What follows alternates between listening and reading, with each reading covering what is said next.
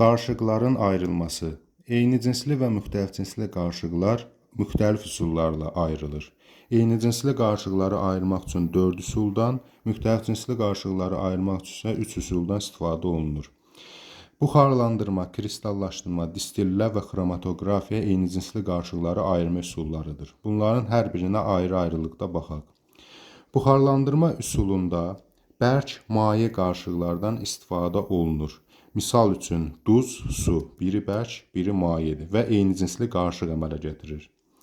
Bu zaman nə edirik? Bir qaba tökürük qarışığı və qızdırırıq. Qızdırma zamanı tutaq ki, su buxarlanır və duz qabın dibində qalır. Nəticədə həmin qarışıq ayrılır. Bu üsuldan həmçinin maye qaz qarışıqların ayırmaq üçün də istifadə etmək olar. Misal üçün xlorid turşusu su. Bu zaman qızdırdıqda birinci qaz halında olan maddə, yəni xlorid turşusu ayrılacaq və qabda su qalacaq. İkinci üsul kristallaşdırma üsulu. Bu da buxarlandırmadakı kimi bərk maye eyni cinsli qarışıqları ayırmaq üçün istifadə olunur. Ona görə də adətən testlərdə buxarlandırma və kristallaşdırma eyni anda verilmir.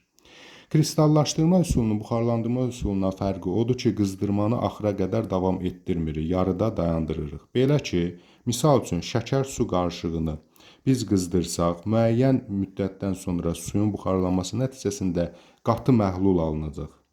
Amma suyu axıra qədər buxarlandırmırıq. Qatı məhlul alınan zaman qızdırmanı dayandırırıq və anidən soyuduruq. Anidən soyutduğumuz zaman kristallar şəklində həmin o bərk maddə, yəni şəkər qabın dibinə çökəcək.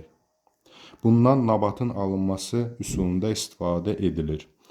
Distillə üsuluna gələk. Distillə üsulu isə buxarlandırma və kristallaşdırmadan fərqli olaraq maye-maye qarışığın, yəni maye-maye eyni cinsli qarışığın ayırmasına istifadə olunur. Tutaq ki, spirt və su, hər ikisi mayedir və eyni cinsli qarışıq əmələ gətirir.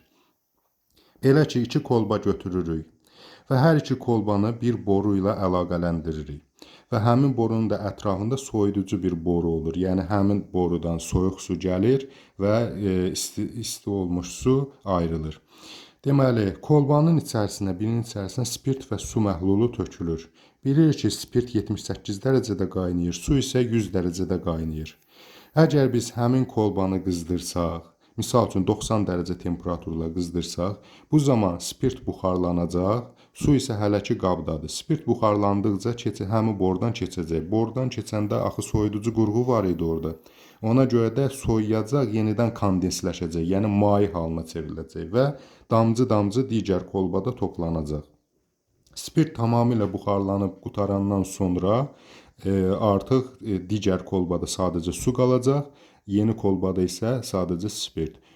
Xromatoqrafiya üsulu. Xromatoqrafiya üsulu orta məktəbdə geniş tədris olunmur. Sadəcə bunu bilmək lazımdır ki, misal üçün, tutaq ki, bir qabın içərisində A və B maddələri var. Elə bir C maddəsindən, yəni adsorbentdən istifadə olunur ki, o həmin maddələrdən birin udur, digərini isə udmur. Yəni, sanki belə deyək də canına hopdurur, belə desək.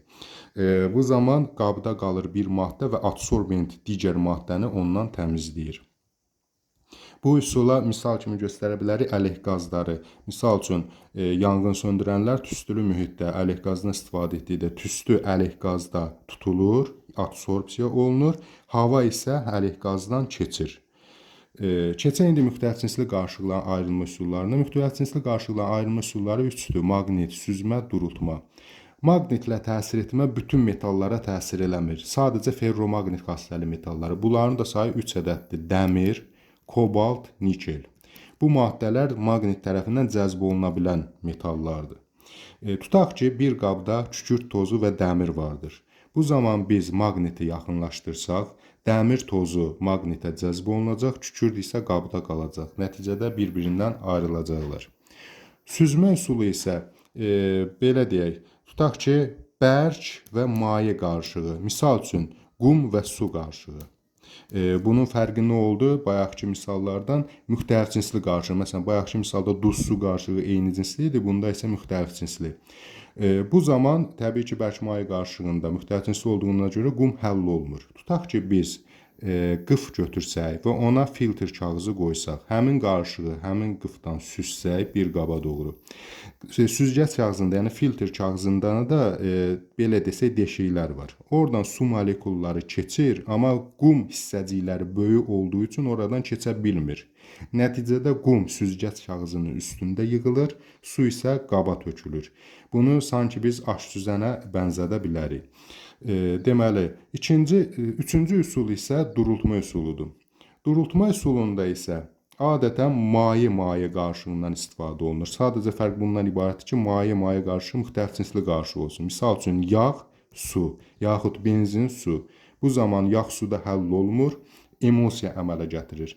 Biz qabı, həmin o maddəni ayırıcı qıf adlanan bir cihaza töksək, bu zaman yağ sıxlığı yüngül olduğu üçün üstdə toplanacaq, su isə sıxlığı ağır olduğu üçün aşağıda toplanacaq. Yəni bu üsul sıxlıqların fərqinə əsaslanır. Sonra biz kranı açsaq, su aşağıda olduğu üçün damcı digər qaba töküləcək. Yağ su sərhəddinə çatanda kranı bağlasaq, yağ qıfda, su isə qabda olacaq. Yəni iki maddə bir-birindən ayrılmış olacaq. Orta məktəb kimyasında ayırma üsullarından bunlardan istifadə olunur. Digər üsullar da var. Məsələn, flotasiya üsulu var, sublimasiya üsulu var və digər üsullar. Onlar isə ali məktəbdə keçilir. Bizə lazım olan hal-hazırda bu üsullardır. İndi gəlin bu üsulların tətbiqinə keçək. Misal üçün, testdə belə bir sual verilə bilər. Duz, qum, dəmir qarışığını necə ayırmaq olar? Hər üçü bərk maddədir və bir-birində həll olmaqdan söhbət belə gedə bilməz. Bu tip belə deyək də, məsələləri həll etmək üçün birinci növbədə maqnitə duyarlı, yəni məsələn dəmir varsa, maqnit vasitəsilə dəmiri sıradan çıxardırıq. Yerdə qaldı duz və qum. Bu tip biri həll olan, biri həll olmayan bərk maddələri ayırmaq üçün üçüncü bir maddədən istifadə olunur, yəni sudan. Suda belə duz qum üzərinə su gəlsək, duz suda həll olacaq, qum isə suda həll olmayacaq. Sonra biz süzmədən istifadə edirik. Süzmə zamanı qum süzgəc kağızının üzərində qalır, duz suda həll olduğu üçün həm duz, həm də su molekulaları süzgəcdən rahatlıqla keçir. Qabda duz və su məhlulu isə buxarlandırma üsulundan istifadə edilir. Qabın dibində duz qalır, su isə buxarlanır. Deməli, bu üç maddədən ibarət qarışığı necə ayırdıq? Birinci növbədə maqnitdən istifadə elədik. İkincisi su əlavə elədik. Üçüncüsü süzmə üsulu vasitəsilə qumu kənarlaşdırdıq. Dördüncüsü isə buxarlandırma vasitəsilə suyu kənarlaşdırdıq və sonda duz qaldı. Yəni ortada araçı vasitəçi bir maddədən, sudan istifadə etdik.